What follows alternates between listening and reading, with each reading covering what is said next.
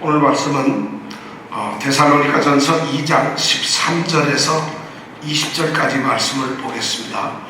우리 다 같이 오늘 말씀을 한 목소리로 읽도록 하겠습니다. 이 13절에서 20절 말씀까지 다 같이 한 목소리로 읽겠습니다. 이러므로 우리가 하나님께 쉬지 않고 감사함은 너희가 우리에게 들은 바 하나님의 말씀을 받을 때에 사람의 말로 아니하고 하나님의 말씀으로 받음이니 진실로 그러하다. 이 말씀이 또한 너희 믿는 자 속에서 역사하느니라. 형제들아, 너희가 그리스도 예수 안에서 유대에 있는 하나님의 교회들을 본받은 자 되었으니 저희가 유대인들에게 고난을 받음과 같이 너희도 너희 나라 사람들에게 동일한 것을 받았느니라. 유대인은 주 예수와 선지자들을 죽이고 우리를 쫓아내고 하나님을 기쁘시게 아니하고 모든 사람에게 대적이 되어 우리가 이방인에게 말하여 구원 얻게 함을 저희가 금하여 자기 죄를 항상 채움에 노하심이 끝까지 저희에게 임하였느니라. 형제들아, 우리가 잠시 너희를 떠난 것은 얼굴이요 마음은 아니니 너희 얼굴을 보기를 열정으로 더욱 힘썼노라. 그러므로 나 바울은 한 번, 두 번 너희에게 가고자 하였으나 사단이 우리를 막았도다. 우리의 소망이나 기쁨이나 자랑의 면류관이 무엇이냐? 그의 강림하실 때 우리 주 예수 앞에 너희가 아니냐? 너희는 우리의 영광이요 기쁨이니라. 아멘. 오늘 말씀은 최후의 면류관이라고 하는 말씀입니다. 오늘 성경 말씀에서 최후의 면류관이 무엇입니까? 여러분, 말씀에서 뭐라고 되어 있어요? 최후의 면류관이 뭡니까?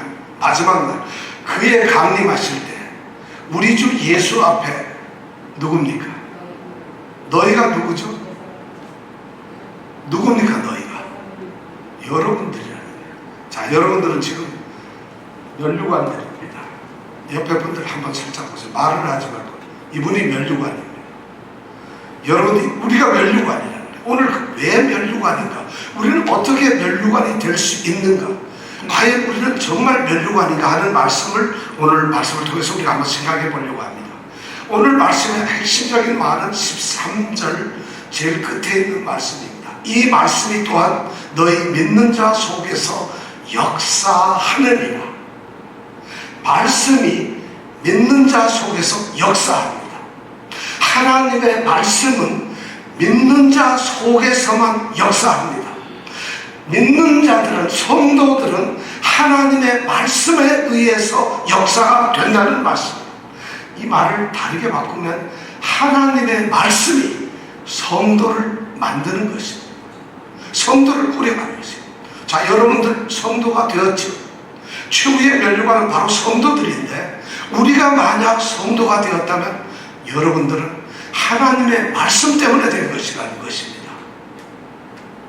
하나님의 말씀, 정말 하나님의 말씀과 성도는 나눌 수 없는, 분리가 될 수 없는 불가분의 관계에 있습니다. 성도가 있다면 반드시 하나님의 말씀이 역사하는 것이고 하나님의 말씀이 있다 하면 반드시 성도들이 부흥되고 나올 수밖에 없다는 것이에요. 이것은 나눠지지 않는 것이에요. 골방에서 하나님의 말씀을 묵상하고 하나님의 말씀을 생각할 때에 바로 그 사람이 성도가 되는 것이고 성도가 어느 곳에 있든지 그 사람은 바로 하나님의 말씀에 의해서 살아간다는 것이에요. 이 말씀이 또한 너희 믿는 자 속에서 역사한다는 것은 바로 그런 말씀이에요. 말씀 없이는 성도가 존재할 수 없어요.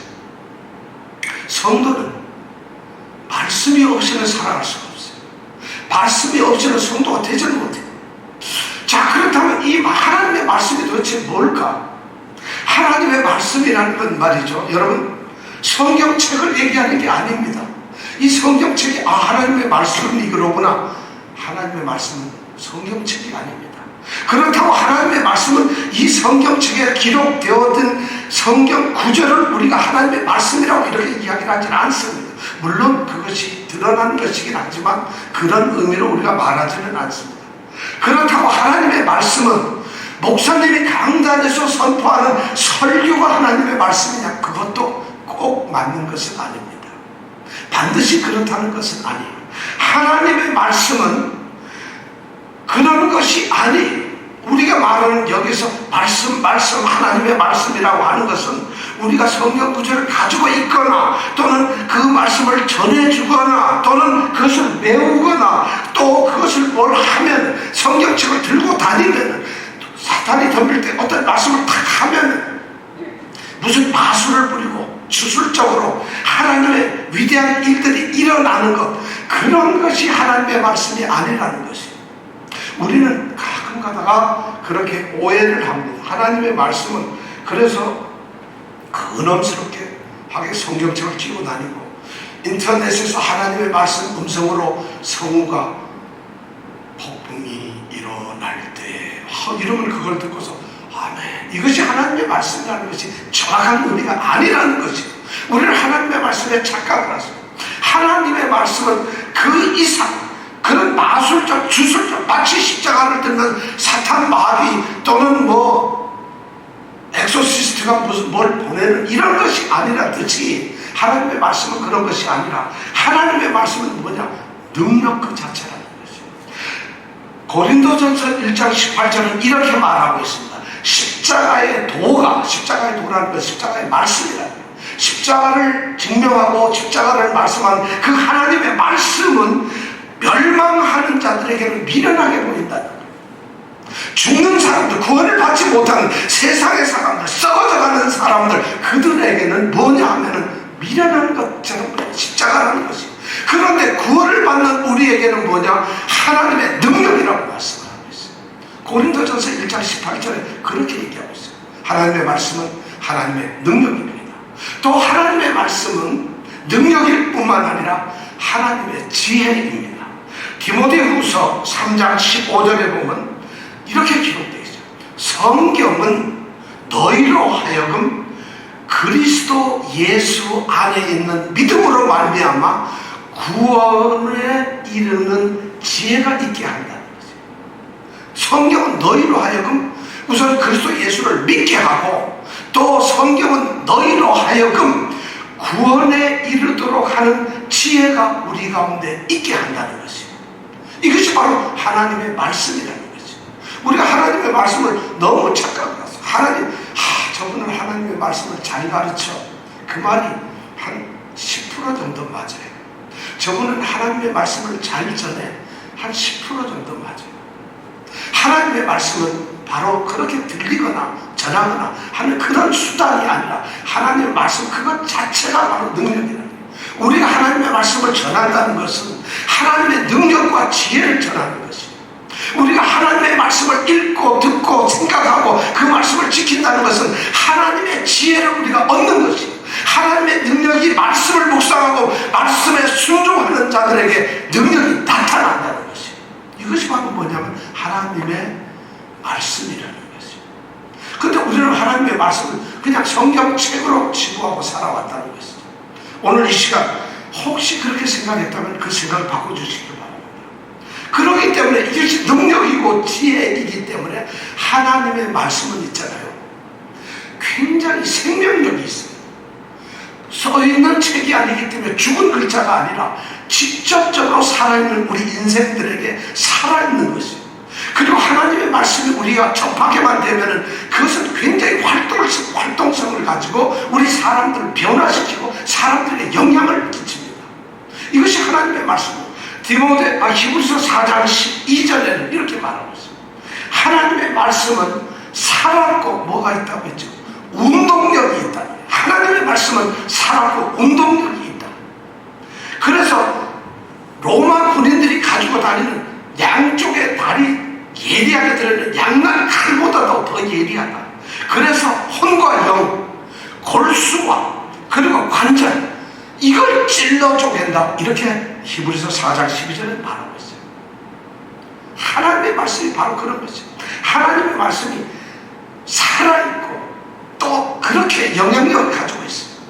그렇기 때문에 이 하나님의 말씀은 살아있는 말씀이고 영향력이 있는 말씀이기 때문에 우리의 혼과 영, 혼이란 우리의 정신상태, 감정상태, 영, 우리의 영적, 혼과 영, 우리의 정신적이고 영적이고, 그 다음에 뭐예요? 관절과 골수는 우리의 육체적인 거지. 우리의 영적이든 우리의 정신적이든 우리의 감정이든 우리의 삶을, 우리의 몸 육체까지도 찔러 쪼개져서 완전하게 역할을 하게 하는 것, 그것이 바로 뭐냐? 하나님의 말씀이에요. 이 성도들은 하나님의 말씀으로 살 수밖에 없다는 것이죠. 이것이 바로 하나님의 말씀이에요. 자, 그렇게 하나님의 말씀은 살아있고 영향력을 가지니까, 활동성을 가지니까, 이 하나님의 말씀이 딱 우리 성도들에게, 어떤 사람들에게라도 부딪히기만 하고 들어가기만 하고 그 말씀이 순종되어서 우리가 그 말씀대로 살아가게 되면 반드시 거기서 놀라운 변화가 일어납니다. 성도들은 달라질 수밖에 없어요. 성도로 만들기도 합니다. 성도가 더 굳건히 세워지도록 합니다. 성도가 더 성숙되게 합니다. 성도가 진정한 성도의 모습을 갖게 하는 것, 그것이 바로 하나님의 말씀이라는 것이에요. 하나님의 말, 여러분, 기도를 오로지 밥만 먹고 기도만 하는 이런 사람은 여러분 성도가 될 수 있는 것이 아니라는 것이에요. 기도는 성도들이 하나님께 아뢰는 것이지, 기도를 하기 때문에 내가 성도가 되는 것이 아니에요. 너무 중요한 것이에요. 그러니까 기도나 찬양이나 예배나 이런 것은 강조되어야 하지만, 너무 중요한 것이지만, 우리 성도들에게 있어서 생명을 주는 것은 하나님의 말씀이라는 것이에요. 말씀보다 중요한 것은 없다는 거예요. 그래서 디모데후서 3장 16절 17절에 보면 모든 성경은 하나님의 감동으로 된 것으로 뭐죠? 교훈과 우리를 가르쳐요. 책망과 우리를 바르게 세워요. 그 다음에 또 뭘 하고 있어요? 의로 교육하기에 유익한 것이 바로 하나님의 말씀이라고 디모데후서 3장 16절에서 얘기하고 있어요. 그렇게 함으로써 디모데후서 3장 17절에는 두 가지 중요한 결론을 내버렸어요. 교훈과 책망과 바르게 하고 의로 교육을 함으로써 어떻게 만드느냐? 하나님의 사람으로 온전케 한다는 것입니다. 성도들을 한 사람 한 사람, 어느 환경에 있든지, 그 사람이 많이 배웠든 덜 배웠든, 그 사람이 높은 사람이든 낮은 사람이든, 남자든 여자든, 그 사람이 가진 자든 못 가진 자든, 그런 것이 중요한 것이 아니라, 그 사람이 만약 하나님의 사람이라면 하나님의 사람을 온전하게 만들어가는 것이 바로 하나님의 말씀이라는 거죠. 뿐만 아니라 하나님의 말씀은 모든 하나님의 사람이 하나님의 길, 선한 일을 하기에 온전하게 만들어준다는 거죠. 우리 자신을 갖다, 신분과 우리의 정체성을 온전하게 하나님 사람들, 성도로 만들 뿐만 아니라 성도로서 살아가는 삶을 그대로 살아갈 수 있도록 온전하게 만들어주는 것, 그것이 바로 하나님의 말씀이라는 거죠. 오늘 우리가 이 13절의 마지막에는 이 말씀이 또한 너희 속에, 너희 믿는 자 속에서 역사한다는 이 말씀, 그 말씀 한 절, 그 한 줄에는 바로 이러한 하나님의 위대한 역사가 거기에 스며져 있어요. 담겨져 있어요. 이 말이 그냥 쉬운 말이에요. 하나님 말씀이 믿는 자 속에서 역사하는구나, 이렇게 쉽게 생각할 게 아니라, 하나님의 말씀이 도대체 무엇인데, 왜 믿는 자 속에서 어떻게 역사를 한다는 말인가 하는 것이 이 말 속에는 들어가 있다는 것이죠. 이러한 하나님의 말씀은 우리 성도들에게, 우리가 성도라고 하는 그 신분, 정체성을 우리에게 확고히 해줍니다. 그리스도 예수 안에서 믿는 자들에게, 성도들에게, 네가 성도다, 너는 진정한 성도라고 하는 그 성도의 신분, 나는 성도로구나, 나는 하나님의 택하신 자로구나, 하나님의 부르심을 받은 자로구나, 하나님의 자녀로구나, 하나님의 소망의 나라에 가서 거기에 살 수 있는 천국 시민이로구나 하는 정체성을 분명하게 깨닫게 해주고 세워주는 것이 바로 뭐냐? 하나님의 말씀이라는 거죠. 왜 그런가? 이 땅에 있는 모든 교회들은, 모든 성도들은 다 똑같은 하나님의 성도들이에요. 그 하나님을, 왜냐하면 그 사람이 미국에서 하나님을 믿었든 한국에서 믿었든, 그 사람이 남자든 여자든, 그 사람이 재산이 많은 사람이든 없는 사람이든, 그 사람이 직위가 높든 낮든, 그 사람이 미개한 사람이든, 그 사람이 또는 굉장히 교양 있는 사람이든, 그런 것이 중요한 것이 아니에요. 왜냐하면 하나님의 말씀이 들어가서 그 사람을 변화시키고 똑같은 하나의 하나님 말씀이, 똑같은 하나의 하나님의 말씀이 그에게 들려지고 그에게 영향을 끼치고 그가 하나님의 말씀에 의해서 살아갈 때는 아무런 차별이 없이 오직 하나 성도가 될 뿐이라는 것이, 진정한 성도가 된다는 것이. 그러니까 성도들은 교회가 이렇게 나눠져 있어도 모두가 하나님의 말씀에 의해서 동일한 정체성을 가지고 있어요. 동일한 유사성을 가지고 있어요. 어느 교회에 있든지 우리는 다 동일한 성도의 모습을 가지고 있다는 것이, 이것이 오늘 두 번째 말씀 14절에서부터 16절 말씀은 바울이 그 얘기를 하고 싶은 것이, 14절에 보니까 바울은 그런 얘기를 하고 있어요. 형제들아, 너희가 그리스도 예수 안에 유대에 있는 하나님의 교회들을 본받은 자 되었다. 지금 데살로니가에서 핍박을 받고 있는 이 데살로니가 교회의 성도들이 유대에 있는 하나님의 교회들, 그 성도들하고 동일하게 본을 갖다 모양을 주형을 떠가지고 찍어낸 것처럼 똑같은 모습을 그리스도 안에서 하고 있다는 것이, 데살로니가에 있기 때문에 시골에 있는 성도는 좀 처진 게 아니라 이방에 있는 성도이기 때문에 차별이 있는 것이 아니라 유대에 있는 예루살렘 성전에 있는 예루살렘의 교회 성도들과 데살로니가에서 핍박을 받고 있는 성도들은 동일하다는 것이에요. 이 말씀이 여러분들에게 정말 도전이 되길 바랍니다. 우리는 어느 곳에 있든지 동일한 성도들이라는 것이에요. 차별이 없어요. 그런데 바울 사도는 그렇게 차별이 없는 것을 하나의 예를 듭니다. 너희들이 정말 일부러 의도적으로 같아지려고 계획하고 노력한 건 아니지만 이 고난을 받는 측면에 있어서 유대에 있는 하나님의 교회들이 고난을 받는 것처럼 데살로니가에 있는 너희들도 고난을 받고 있다. 그런데 이 고난을 받고 있는 것은 너희들이 데살로니가에 있기 때문에 또는 데살로니가에 있는 성도들이기 때문에 받는 것이 아니라 유대에 있는 하나님의 교회들도 고난을 받았다는 것이, 받고 있다는 것이. 그러면서 그런 얘기로 이 교회라고 하는 것, 성도라고 하는 것은 모든 것의 공동 운명체라는 것이, 영광도 공동 운명체고 그들에게 내리는 축복도 공동의 운명체지만 그들이 겪는 고난조차도 어디에 있든지 성도들은 성도로서 받는 동일한 고난의 삶이 있다는 거죠. 그러면서 바울 사도가 예를 듭니다.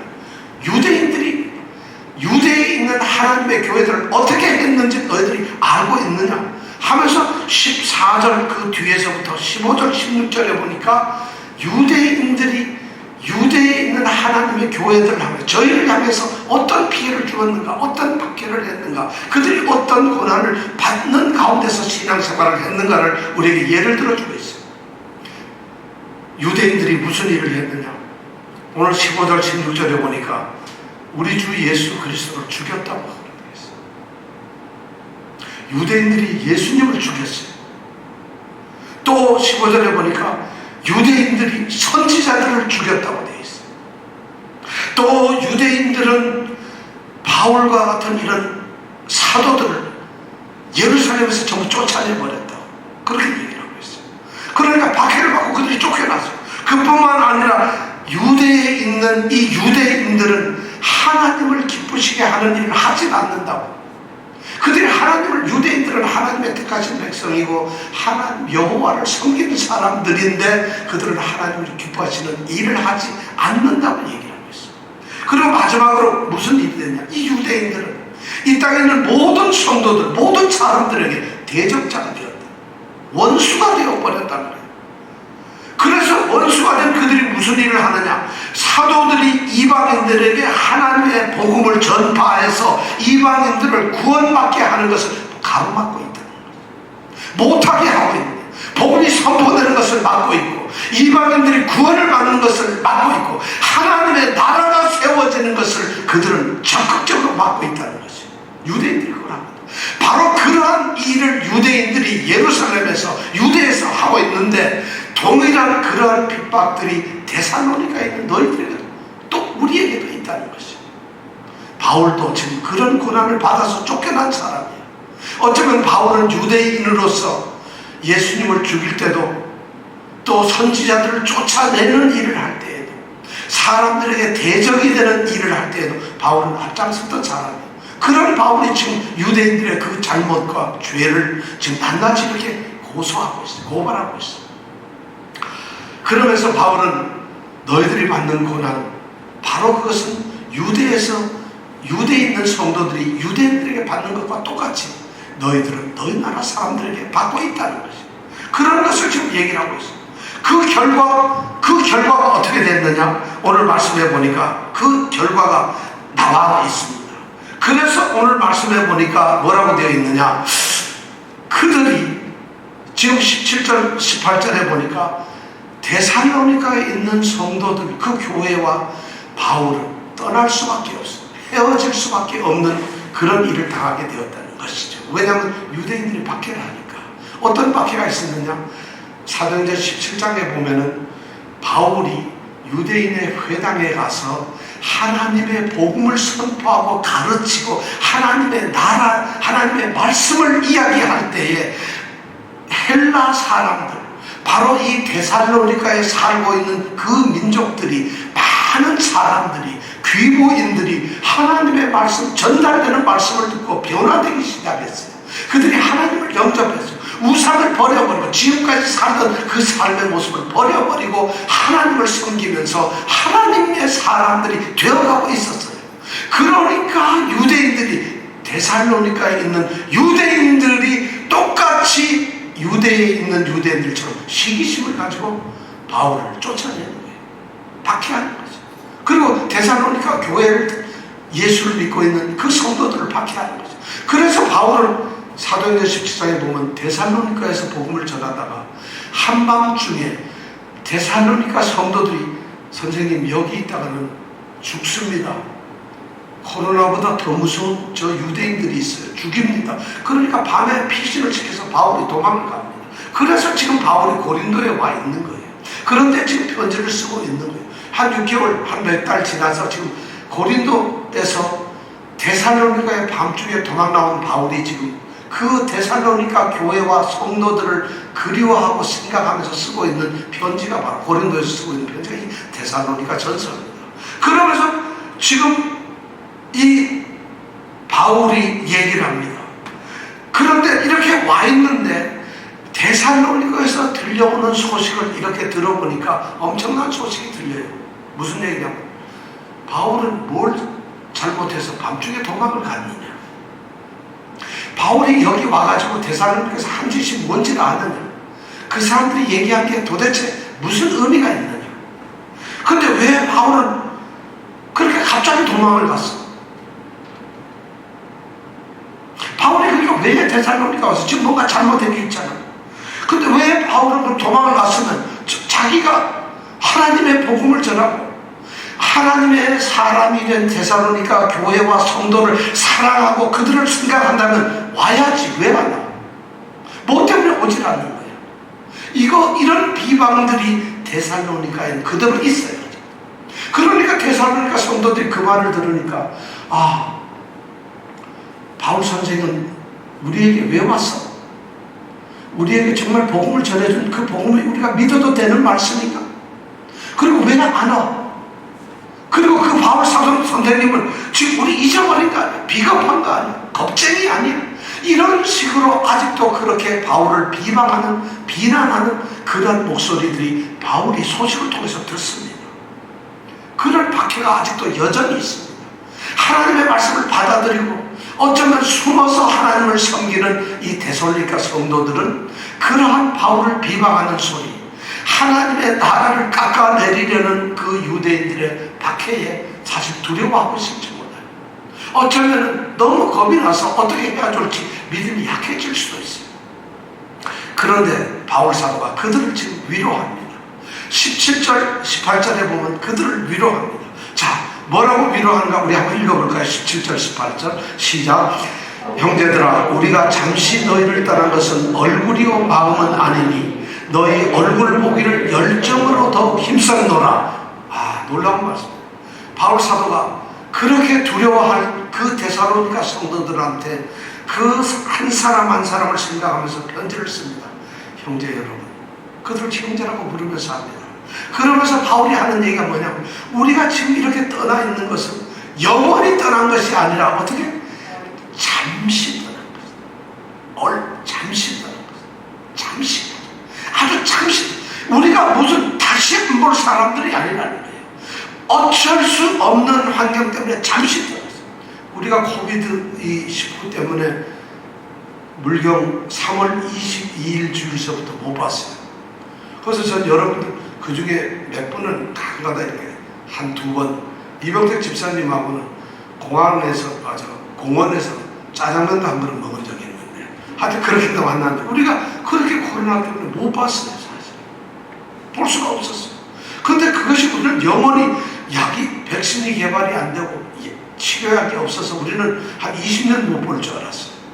한 1년을 못 볼 줄 알았는데 이렇게 다시 보게 됐어요. 정말 이 바울 사도가 지금 아무리 유대인들이 박해를 한다 해도 우리가 떠난 것은 잠시다. 곧 보게 될 것이다. 소망을 줍니다. 그러면서 잠시 떠나 있는 것, 이것도 중요한 게 아니라 우리가 실제로 떠나 있는 것은 뭐예요? 얼굴이냐, 마음은 아니라는. 잠시 우리가 얼굴 보지만 못할 뿐이에요. 우리가 뭐 육체적으로 잠깐 떨어져 있지만 우리의 마음은 어디에 있다고? 지금도 같이. 우리가 얼굴은 떠나 있지만, 보는 것은 못 보지만 마음은 같이 있다. 저는 7월 1일 날 우리 장윤정 양이 우드사이로 이사할 때 얼굴은 가 있지 못했지만 마음은 거기 가 있었어요. 근데 대답을 안 하더라고요. 그렇게 우리가 다 전부 다 마음은 같이 있어요. 지금 바울 사도는 데살로니가 성도들에게 그렇게 하나하나, 너희들 우리가 잠시 떠났어. 너희들은 형제들이야. 그리고 우리는 얼굴만 못 보지 마음은 같이 있어요. 그러면서 바울 사도는 이렇게 떨어져 있지만 그렇다고 해서 내가 맥을 놓고 가만히 있었냐? 열정적으로 너희 보기를 더 힘썼다. 더 보고 싶어. 아주 어떻게 하는지 너희를 보고 싶어하는 안다기 때문에 어찌할 줄 몰라서 보려고 애를 썼다. 그래서 오죽하면 보니까 열정으로 더욱 힘썼다. 열정으로 힘써 보려고 하는 거예요. 그래서 18절에 보니까 그러므로 나 바울은 한 번, 두 번, 한 번이니까 두 번 이렇게 너희를 보려고 했다는 것이에요. 그런데 못 봤어요. 왜 못 봤어요? 사단이 우리를 막았어요. 18절에 보니까 사단이 우리를 보려고 내가 바울이 이렇게 딱 말할 때 이 데살로니가 성도들은 이 말이 무슨 말인지 알아들었을 거예요. 바울 사도가 자기네들을 보려고 오려 했다는 것을 알고 있어요. 그런데 왜 그가 못 왔는지, 여기서 사단은 유대인 대적자들을 말할 거예요. 그들이 어떻게 막았는지를 알고 있어요. 그러니까 바울 사도가 너희들 알지 않니? 내가 너희들 얼마나 열정으로 더 보기를 힘썼니? 그래서 너희들에게 한 번, 두 번 가려고 얼마나 노력했는지를 아니. 그런데 우리가 못 갔어. 우리가 떨어질 것이 아니야. 결코 우리는 하나고, 우리는 그리스도 예수 안에서 한 공동체고, 하나의 형제들이고, 하나의 가족들이고, 하나의 시민들이라는 거예요. 우리는 떠날 수 없는 사람들이라는 것을 그렇게 얘기를 하고 위로를 하고 있어요. 그러면서 그 다음 바울 사도는 아주 대단한 격려를 합니다. 엄청난 격려를 합니다. 자, 우리 19절, 20절 이 말씀을 한번 우리가 가만히 있어. 바울이 도대체 데살로니가 성도들에게 뭐라고 말하면서 지금 그들을 격려하는가 한번 한 목소리로 한번 읽어보겠습니다. 시작. 우리의 소망이나 기쁨이나 자랑의 멸류관이 무엇이냐? 바울과 실로아노와 이 디모데, 우리 세 사람이 너에게 복음을 전했는데 우리들에게 있어서 우리가 바라는 멸류관이 무엇이냐? 우리가 기뻐하는 멸류관이 무엇이냐? 그리고 우리가 자랑스러워하는 멸류관이 무엇이냐? 하고 그들에게 묻고 있어요. 그리고 스스로 묻고, 그리고 바울은 뭐라고 대답해요? 그 다음에 읽어볼까요? 시작.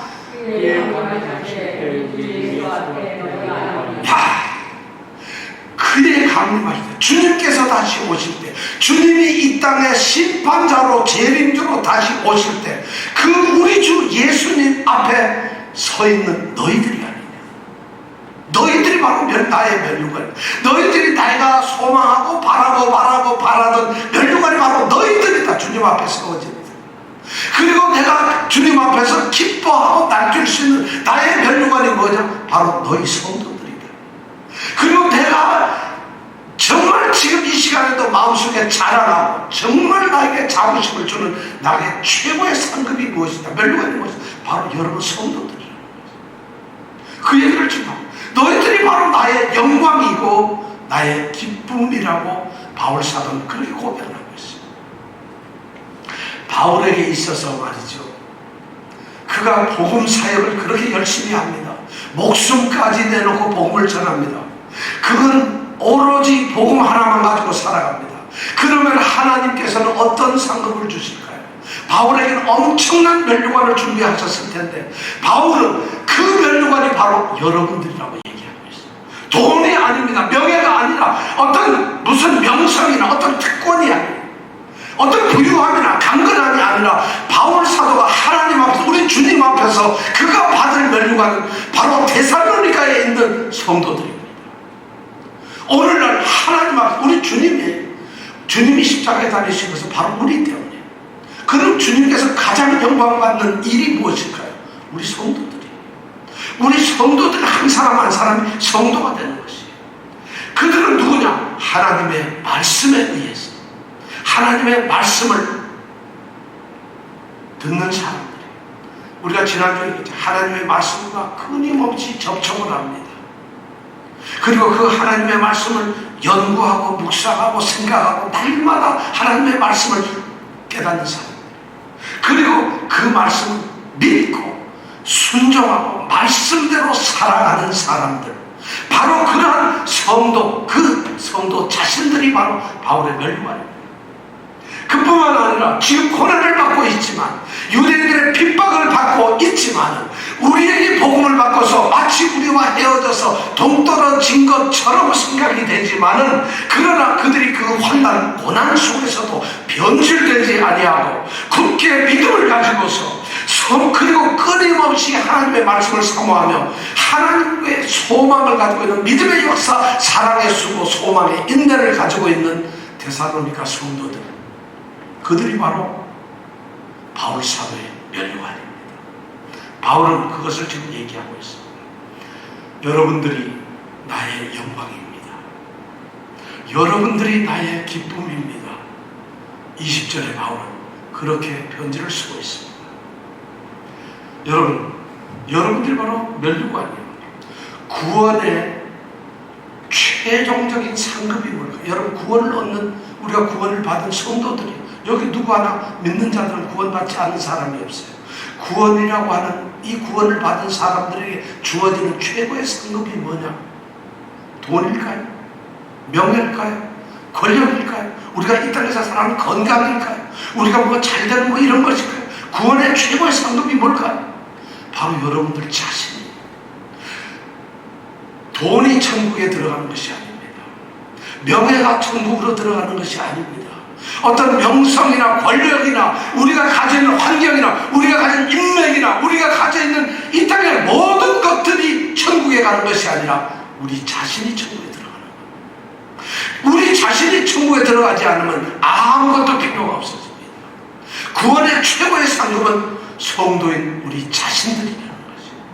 바울 사도는 지금 그걸 얘기해요. 성도가 되는 것, 성도가 성도로서 살아가는 것, 성도가 성도의 모습답게 존재하는 것. 그래서 성도가 정말 주 강림하실 때 우리 주 예수 앞에 성도로 세워졌을 때, 그것이 바로 주님이 바라시던 최고의 멸류관이라는 것이에요. 저는 여러분들이 그런 성도가 되기를 원합니다. 예배당에 왔다 갔다 한다는 그런 개념이 여기에 있지 않아요. 단순하게 성경 말씀 너무 좋아요, 이런 사람들이 얘기에 멸류관이라고 나오진 않아요. 고난 중에서 하나님의 말씀과 갈등하지만 그 말씀을 지키기 위해서 죽음까지 불사하며 변질되지 않는 믿음의 사람들. 어떤 환경 속에서 자기 컨디션이 안 좋아, 나 이 교회 가기 싫어, 예수 이런 사람들이 아니라, 자기 기분 좋으면 갑자기 예수님 이런 사람들이 아니라, 환경에 흔들리지 않고 자기 감정에 흔들리지 않고 하나님의 말씀에 의해서 살아가는, 말씀에 세워진 굳센 성도, 그들이 바로 멸류관입니다. 저는 우리 귀한 성도들이 바로 멸류관이 되시길 원합니다. 여러분들 자신이 가장 영광스럽고 기쁜 면류관임을 의식하면서 살아가십시오. 그것을 깨달으면서 살아요. 내가 천국에 들어가지 않으면 아무것도 아니에요. 내가 천국의 시민이 되지 않으면 아무것도 아닙니다. 이 세상에 있는 예수 믿는 것도 의미조차가 없어져요. 그러니까 내 자신이 천국에 있는 것, 그거 자체가 면류관이라는 거죠. 이 놀라운 축복이 우리에게 있기를 바랍니다. 기도하겠습니다.